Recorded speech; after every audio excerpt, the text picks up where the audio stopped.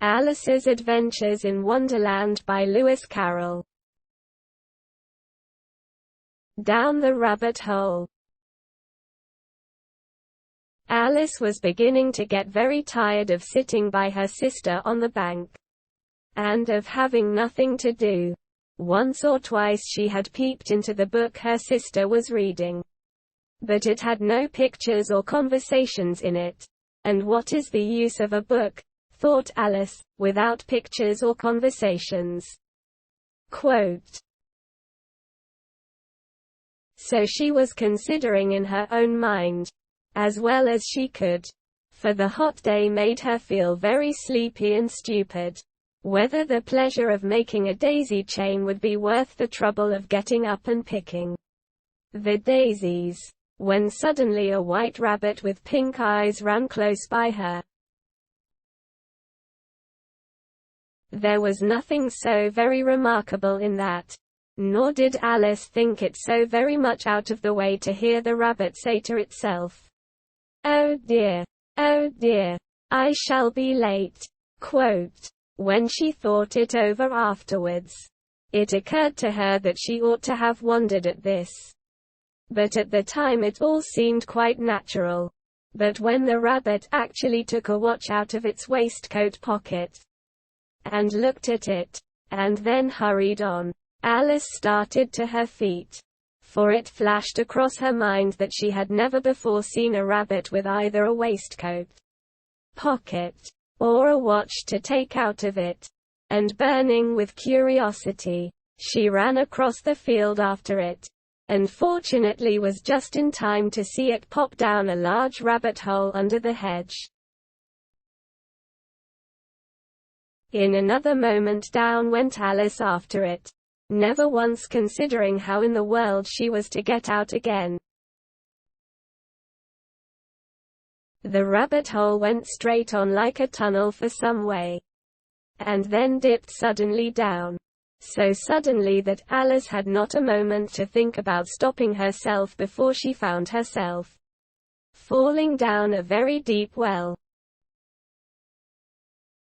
Either the well was very deep, or she fell very slowly, for she had plenty of time as she went down to look about her and to wonder what was going to happen next. First, she tried to look down and make out what she was coming to, but it was too dark to see anything. Then she looked at the sides of the well, and noticed that they were filled with cupboards and bookshelves. Here and there she saw maps and pictures hung upon pegs. She took down a jar from one of the shelves as she passed. It was labeled, "Orange Marmalade." But to her great disappointment it was empty. She did not like to drop the jar for fear of killing somebody underneath, so managed to put it into one of the cupboards as she fell past it. Well, thought Alice to herself, after such a fall as this, I shall think nothing of tumbling downstairs. How brave they'll all think me at home. Why, I wouldn't say anything about it, even if I fell off the top of the house. Quote. Which was very likely true. Down, down, down. Would the fall never come to an end? I wonder how many miles I've fallen by this time, she said aloud. I must be getting somewhere near the center of the earth. Let me see. That would be 4,000 miles down, I think. For, you see, Alice had learnt several things of this sort in her lessons in the schoolroom. And though this was not a very good opportunity for showing off her knowledge, as there was no one to listen to her, still it was good practice to say it over. Yes, that's about the right distance, but then I wonder what latitude or longitude I've got to. Quote. Alice had no idea what latitude was, or longitude either, but thought they were nice grand words to say. Presently she began again. I wonder if I shall fall right through the earth. How funny it'll seem to come out among the people that walk with their heads downward. the antipathies. I think she was rather glad there was no one listening this time, as it didn't sound at all the right word. But I shall have to ask them what the name of the country is. You know. Please, Mom. Is this New Zealand or Australia? Quote. And she tried to curtsy as she spoke, fancy curtsying as you're falling through the air. Do you think you could manage it? And what an ignorant little girl she'll think me for asking. No, it'll never do to ask. Perhaps I shall see it written up somewhere. Down, down, down. There was nothing else to do. So Alice soon began talking again. Dinah'll miss me very much tonight, I should think. Quote. Dinah was the cat. I hope they'll remember her saucer of milk at tea time. Dinah, my dear, I wish you were down here with me. There are no mice in the air, I'm afraid, but you might catch a bat. And that's very like a mouse. You know. But do cats eat bats? I wonder. And here Alice began to get rather sleepy, and went on saying to herself, in a dreamy sort of way, do cats eat bats? Do cats eat bats? And sometimes, do bats eat cats? For, you see, as she couldn't answer either question, it didn't much matter which way she put it. She felt that she was dozing off, and had just begun to dream that she was walking hand in hand with Dinah, and saying to her very earnestly, now, Dinah, tell me the truth. Did you ever eat a bat? When suddenly, thump, thump, down she came upon a heap of sticks and dry leaves. And the fall was over. Alice was not a bit hurt, and she jumped up onto her feet in a moment. She looked up, but it was all dark overhead. Before her was another long passage, and the white rabbit was still in sight, hurrying down it. There was not a moment to be lost. Away went Alice like the wind, and was just in time to hear it say, as it turned a corner, "Oh my ears and whiskers! How late it's getting!" She was close behind it when she turned the corner, but the rabbit was no longer to be seen. She found herself in a long, low hall, which was lit up by a row of lamps hanging from the roof. There were doors all round the hall, but they were all locked. And when Alice had been all the way down one side and up the other, trying every door, she walked sadly down the middle, wondering how she was ever to get out again. Suddenly she came upon a little three-legged table, all made of solid glass.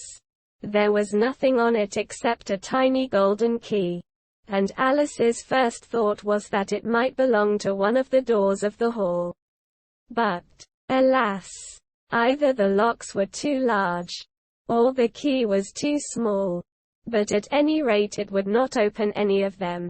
However, on the second time round, she came upon a low curtain she had not noticed before, and behind it was a little door about 15 inches high.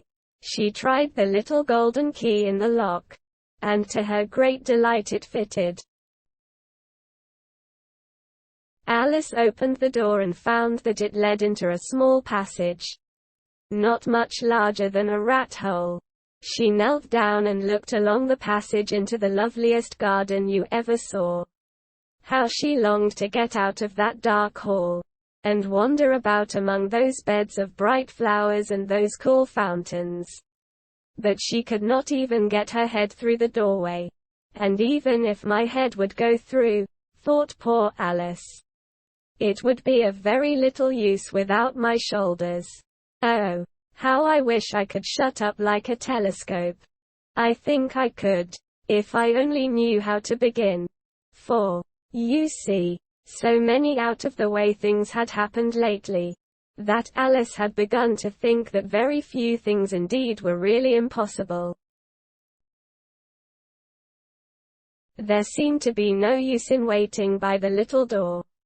So she went back to the table, half hoping she might find another key on it, or at any rate a book of rules for shutting people up like telescopes. This time she found a little bottle on it, which certainly was not here before, said Alice. And round the neck of the bottle was a paper label, with the words, "Drink me," beautifully printed on it in large letters. It was all very well to say, "Drink me," but the wise little Alice was not going to do that in a hurry. "No, I'll look first," she said, "and see whether it's marked, poison, or not."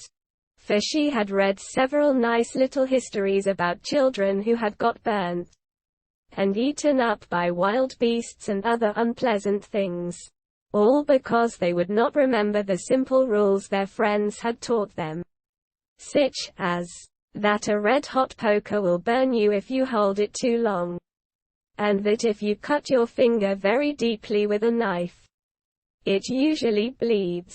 And she had never forgotten that if you drink much from a bottle marked poison, it is almost certain to disagree with you, sooner or later. However, this bottle was not marked poison, so Alice ventured to taste it, and finding it very nice, it had, in fact, a sort of mixed flavor of cherry tart, custard, pineapple, roast turkey, toffee, and hot buttered toast. She very soon finished it off. Asterisk. Asterisk. Asterisk. "What a curious feeling," said Alice. "I must be shutting up like a telescope." And so it was indeed. She was now only 10 inches high, and her face brightened up at the thought that she was now the right size for going through the little door into that lovely garden. First, however, she waited for a few minutes to see if she was going to shrink any further. She felt a little nervous about this, for it might end, "You know," said Alice to herself, "in my going out altogether. Like a candle. I wonder what I should be like then." And she tried to fancy what the flame of a candle is like after the candle is blown out, for she could not remember ever having seen such a thing. After a while, finding that nothing more happened, she decided on going into the garden at once. But, alas for poor Alice, when she got to the door, she found she had forgotten the little golden key, and when she went back to the table for it, she found she could not possibly reach it. She could see it quite plainly through the glass, and she tried her best to climb up one of the legs of the table. But it was too slippery, and when she had tired herself out with trying, the poor little thing sat down and cried. "Come, there's no use in crying like that," said Alice to herself, rather sharply. "I advise you to leave off this minute." She generally gave herself very good advice, though she very seldom followed it, and sometimes she scolded herself so severely as to bring tears into her eyes. And once she remembered trying to box her own ears for having cheated herself in a game of croquet. She was playing against herself, for this curious child was very fond of pretending to be two people. But it's no use now, thought poor Alice, to pretend to be two people. Why, there's hardly enough of me left to make one respectable person. Quote. Soon her eye fell on a little glass box that was lying under the table. She opened it, and found in it a very small cake, on which the words, "Eat me," were beautifully marked in currants. "Well, I'll eat it," said Alice. "And if it makes me grow larger, I can reach the key. And if it makes me grow smaller, I can creep under the door. So either way I'll get into the garden. And I don't care which happens." Quote. She ate a little bit, and said anxiously to herself, "Which way? Which way?" Quote. Holding her hand on the top of her head to feel which way it was growing. And she was quite surprised to find that she remained the same size. To be sure, this generally happens when one eats cake. But Alice had got so much into the way of expecting nothing but out-of-the-way things to happen, that it seemed quite dull and stupid for life to go on in the common way. So she set to work, and very soon finished off the cake. Asterisk. Asterisk. Asterisk.